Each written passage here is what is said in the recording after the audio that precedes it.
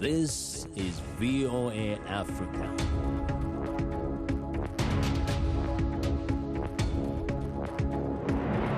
Hello, I'm Esther Githui-Ewart.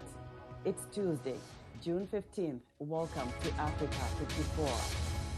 We continue to work remotely because of the COVID-19 pandemic, but what hasn't changed is our commitment to bringing you the latest and most important news from the African continent and around the world. Here is today's Africa 54. Kenneth Kaunda, Zambia's first post-colonial president who ruled the country for 27 years, has been hospitalized with an undisclosed illness, according to his office. David Doyle has more. Zambia's former president and one of Africa's few surviving liberation heroes, Kenneth Kaunda, has been taken to hospital, his office said on Monday. President Kaunda, please come forward. The 97-year-old is receiving treatment for an undisclosed illness at a military hospital in the capital, Lusaka. His administrative assistant, Roger Ngolo, said Kaunda had been feeling unwell and had requested all Zambians and the international community to pray for him. Kaunda ruled Zambia from 1964, when the southern African nation won independence from Britain, until 1991. Incumbent President Edgar Lungu urged Zambians to pray so that God can touch him with his healing hand. He said Kaunda had stood up for Zambia at the critical moment, so we can all stand up for him in his moment of weakness. That was David Doyle of Reuters reporting. At least 10 aspiring army recruits in Somalia were killed and several others wounded when a suicide bomber triggered explosives at a military training camp in the south of Mogadishu early Tuesday.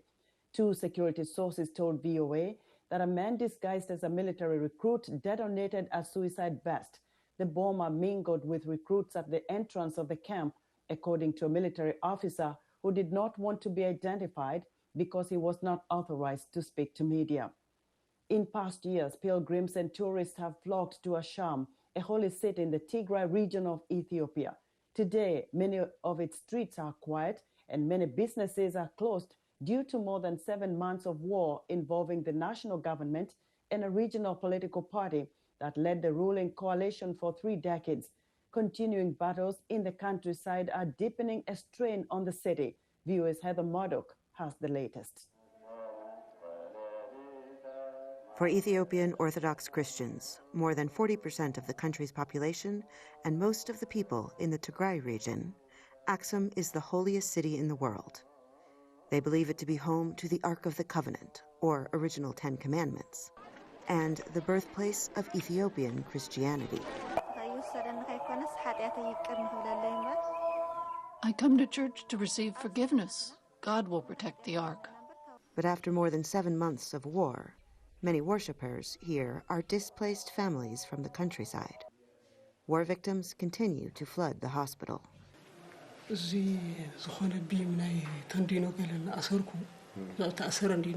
We were doing construction work, filling concrete columns when the building was bombed, and I was hit by shrapnel in this leg, and then again in this one.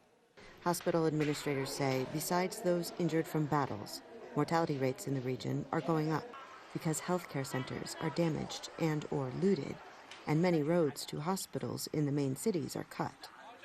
Axum residents say sporadic violence continues as businesses slowly reopen.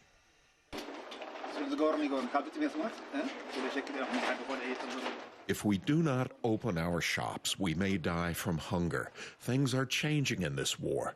People used to flee cities for the country, but now displaced people are coming here, and we have to take care of them. We have to open to survive. Many businesses were looted in the extreme violence that rained down on the city late last year, which locals say killed hundreds of civilians.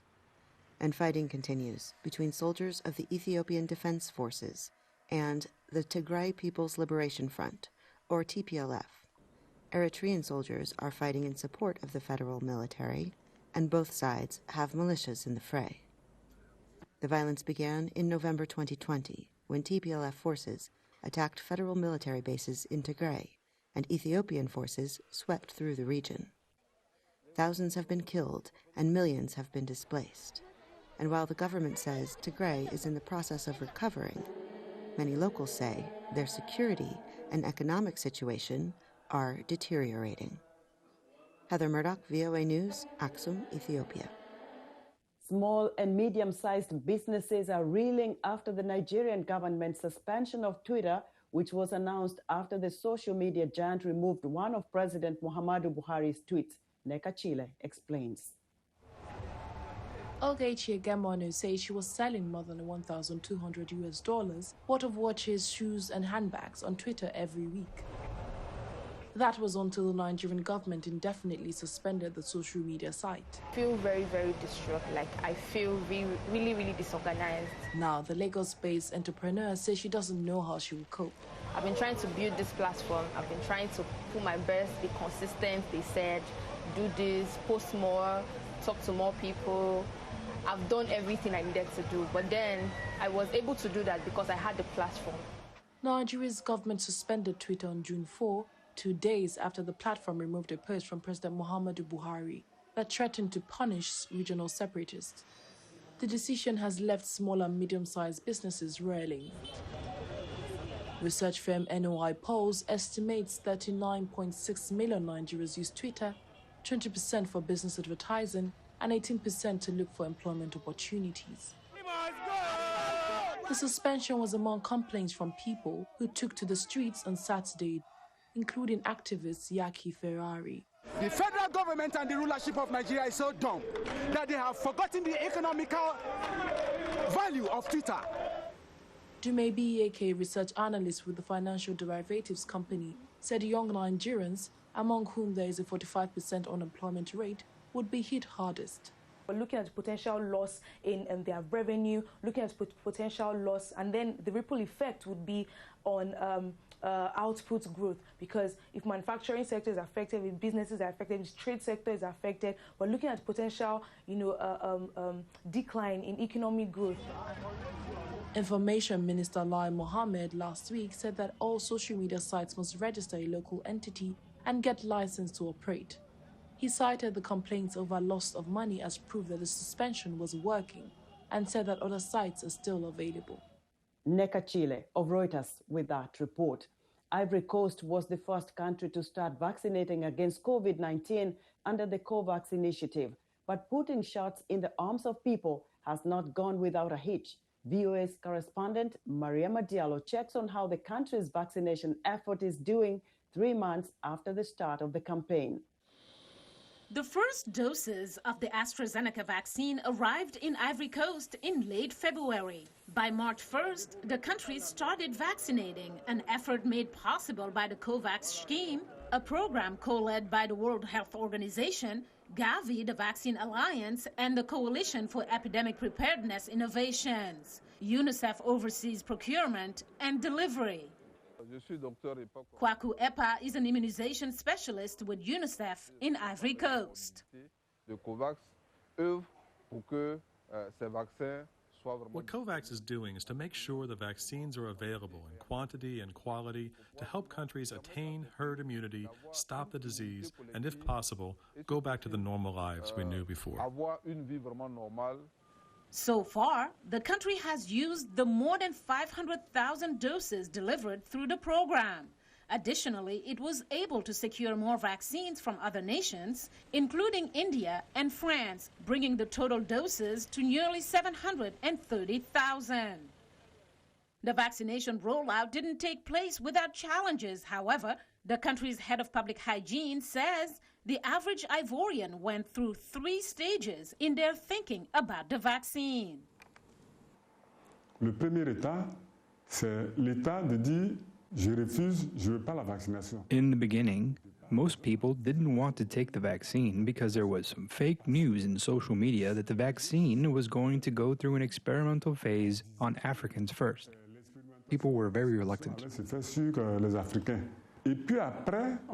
After that, we went through a second phase where people were a bit hesitant. And the third phase where people were engaged and wanted to take the vaccine when they saw that people who got vaccinated were not showing any major side effects. Another hurdle came during the AstraZeneca vaccine rollout when many countries suspended its use for a time over concerns of possible blood clots.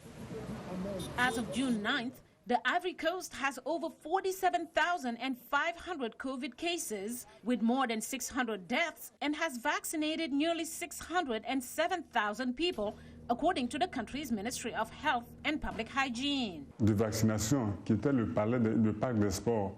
We went from one vaccination center at the Palais du Sport Arena in the beginning to now more than over 400 centers across the country. Additionally, we have a dozen mobile units to get closer to the population. Here at the City Hall of Abobo, a neighborhood in Abidjan, people gather to get vaccinated. Esther Githui-Ewart is the Deputy Director of Communication at the Health Ministry. So in areas where there aren't many hospitals, these mobile vaccination units are there to fill the void. It also helps to get closer to the communities. Red Cross volunteer Yapochiri Ignace Achi explains the process from registration to getting the shot. This is where the vaccination takes place. After the patient gets the shot, Achi explains that she must wait 15 minutes to check for side effects.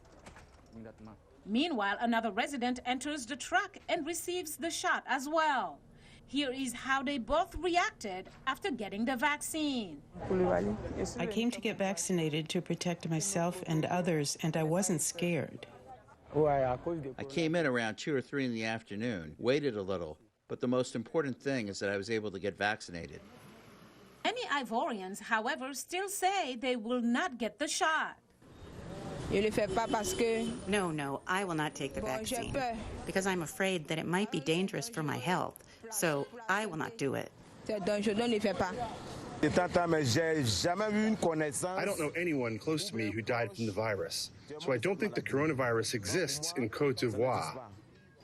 Meanwhile, like many countries, the Ivory Coast is offering incentives for people to get vaccinated, like free tickets to the recent soccer match between the Ivorian national team and Burkina Faso.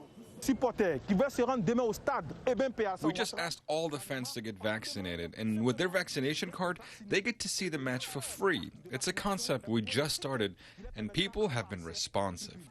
As vaccination campaigns continue in the Ivory Coast and other parts of the continent, attitudes toward the vaccine continue to vary. Meanwhile, Ivorian health officials say that in addition to providing vaccines, they'll keep testing for the virus, a task that is also key to controlling the pandemic. Mariama Diallo, VOA News.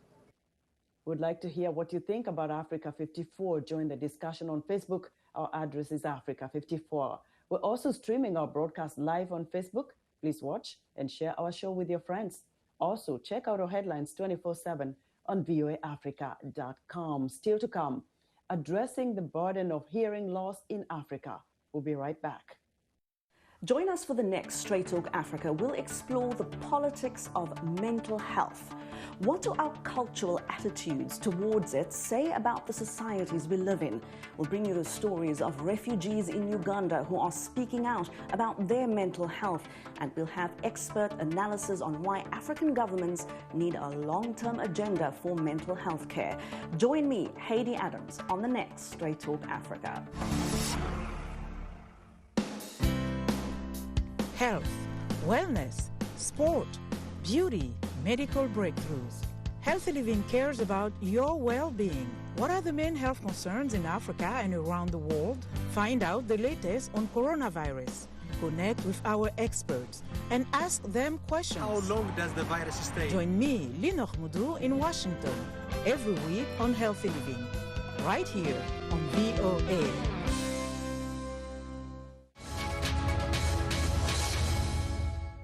Welcome back to Africa 54. Voting is set to begin in some parts of Ethiopia next week to choose members of parliament and regional officials. In other parts of the country, that voting is postponed to September because of war in Tigray and because of territorial disputes in parts of the Somali and Afar regions, and also because of ethnic violence in Western Oromia and parts of the Benshangul Gumuz region. This week, we're bringing you profiles of Ethiopians who are voting or who are not voting as they explain what matters to them and what hopes they have for the future. We heard yesterday from a painter in Addis Ababa. Later, you'll hear from a barber in Dire Dawa, a carpenter in Mekele, and a small business owner from Ambo. Today, Hawassa Shushaina Tibetu Tilahun tells us what she is thinking.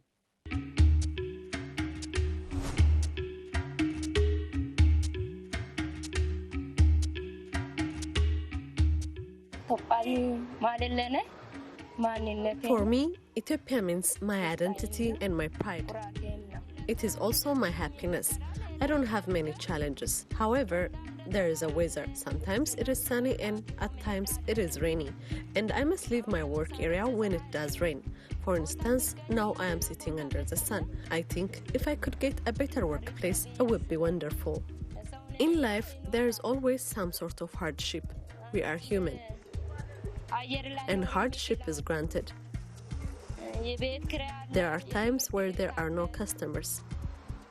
I have expenses like house rent, tuition fee, the list is endless.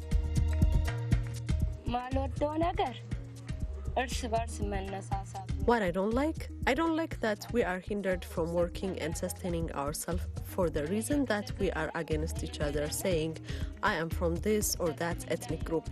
I hate the fact that politicians make us lose our peace. I hate the fact that there is no unity and love. Next to God, there is nothing that the government is incapable of. I believe they can give me a place where I can work.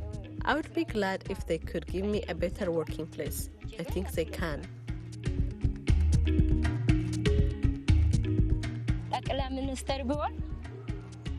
If I become a prime minister, the first thing I would do is unite the people. There is nothing that one loses from unity. I'll make the people unite and walk with love. I would be happy if they have honest intentions rather than detrimental plans on each other. For instance, there is a strike. So instead of that, I'll be happy if they could come closer and discuss matters with honesty and take away the truth rather than strike.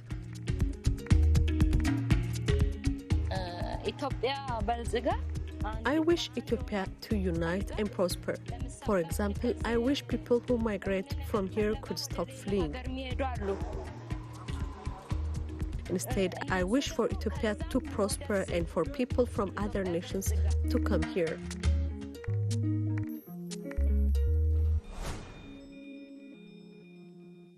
That is Ethiopian voter Tibetu Tilahun in Hawassa. Be sure to join us Wednesday for more in our series, We Ethiopians, when we hear from a barber in Dire Dawa.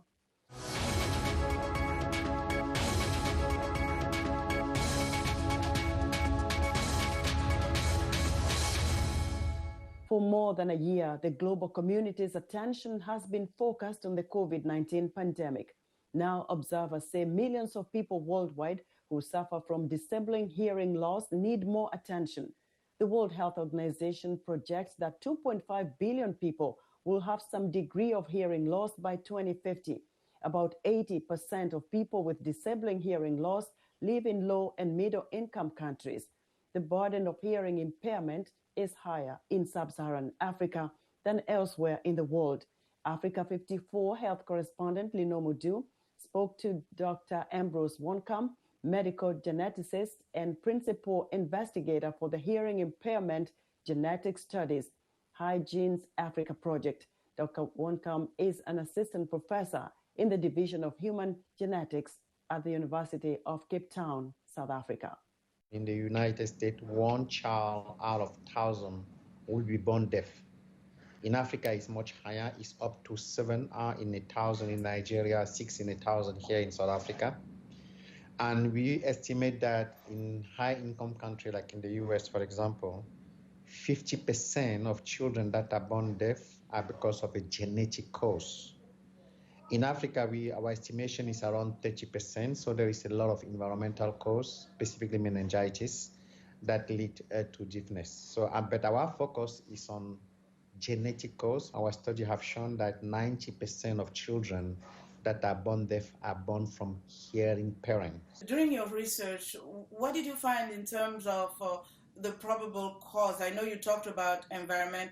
If you want to focus on the African context, what do we see more often? It depends where you are in Africa. If you are in the middle of Africa, like in Cameroon, Mali, where we are performing some of the study, or in Senegal, meningitis is the most common cause. But we are still very much interested in genetic cause. That is only the 30%. But even with the data that we have now, we know genetic cause is a good component within the continent, and it can vary from places to places. In Cameroon, for example, is 30%. Our estimation that in Mali is much higher, and the reason is because of the consanguinity, because people can marry amongst cousins. That increase a little bit the proportion of genetic cause. So what did your research, or what does it entail? We use genetic to investigate, specifically a technique called whole exome sequencing, where we sequence all the 20,000 genes that we have and analyze them. The first thing that we confirmed was that gene that is very common in Europe, connecting 26 genes, definitely do not explain hearing impairment in population from Cameroon, in population from Mali, in population from South Africa, in population from Senegal, in population from Nigeria that we have recruited. There is one exception for that genes, it's in Ghana. In Ghana, we found that GGB2 genes, connecting 26 genes, explain up to 40% of children that are born deaf. And we found a mutation that is only found in population from Ghana. The second finding that we found is that there is one gene that is called myosin 15A gene that explains more family that have hearing impairment in at least 3 of the family of African countries that we have investigated: Cameroon, also in Ghana after GGB2, and in Mali. The other thing is that we know that there is a potential for novel gene discovery in Africa. For example, in Ghana, we found 7 novel genes of hearing impairment. So that we believe that even with this preliminary data, there will be a strong contribution of Africa toward novel gene of hearing impairment globally.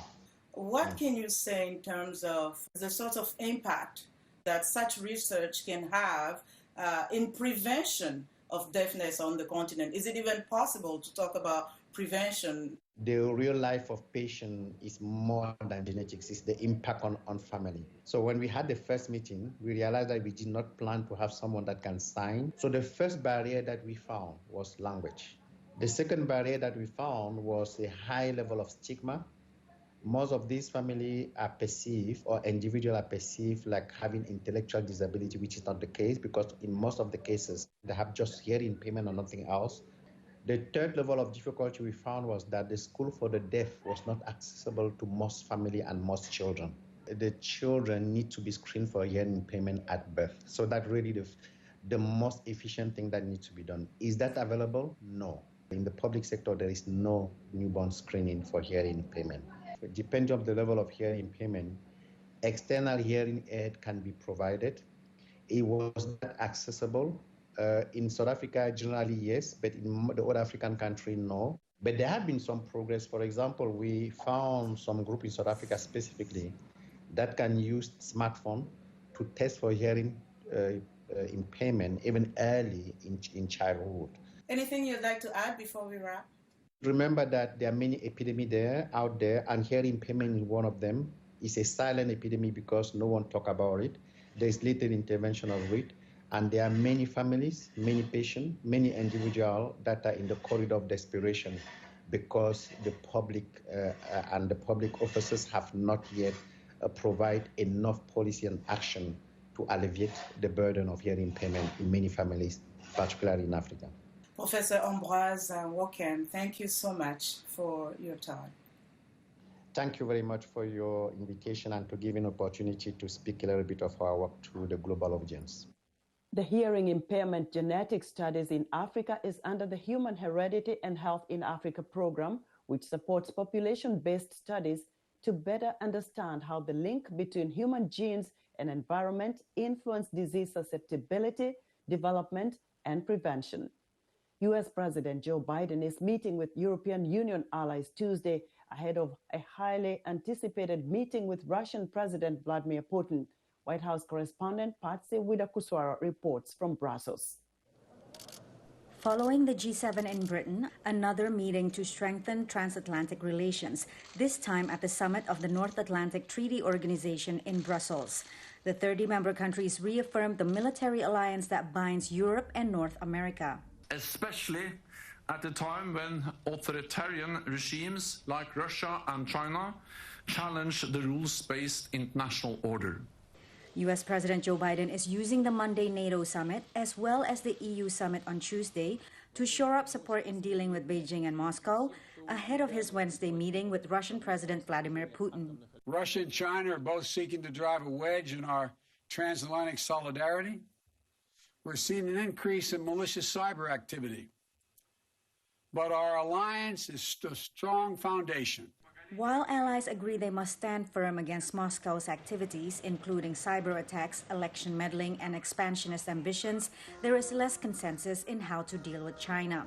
French President Emmanuel Macron said relations with China go beyond the scope of NATO, a military alliance. Il est économique, il est stratégique, il est de valeur, il est technologique. It is economic, it is strategic, it is of value, it is technological, and it is not to divert in any way NATO, which already has many challenges.